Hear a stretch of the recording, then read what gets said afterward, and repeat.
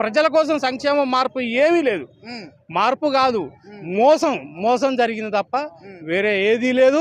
ఈ government immediately government పోవాల్సిందే. మళ్ళీ రైతు రాజ్యం అయినటువంటి కేసీఆర్ గవర్నమెంటే రావాలి. మాకు కూడా మా నియోజకవర్గం మాజీ మంత్రి గారు ఎంతో డెవలప్మెంట్ చేశారు. ఈ కొత్త ఎమ్మెల్యే వచ్చిన దగ్గర నుంచి ఏ ఒక్క డెవలప్మెంట్ లేదు, రోడ్డు లేదు, ఏదీ లేదు.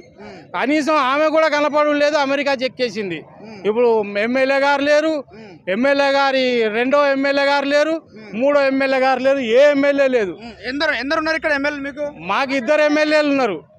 మాకు ఒక ఆమె ఓట్లతోటి గెలిచిన ఎమ్మెల్యే ఉన్నది, ఒక ఆమె సూట్ కేసులతో వచ్చిన ఎమ్మెల్యే ఉన్నది. 2 ఎమ్మెల్యేలు ఒక నియోజకవర్గం. మా 2 ఎమ్మెల్యేలు మాకు. ఆ 2 అత్తాకోడల రాజ్యం పోవాలి, మళ్ళా మా దయన రాజ్యమే రావాలి. కాలువలో నీళ్ళు కాలువలు ఎండిపోయినాయి, నీళ్ళు ఎక్కడి కాలువలు ఎండిపోయినాయి, చెర్ల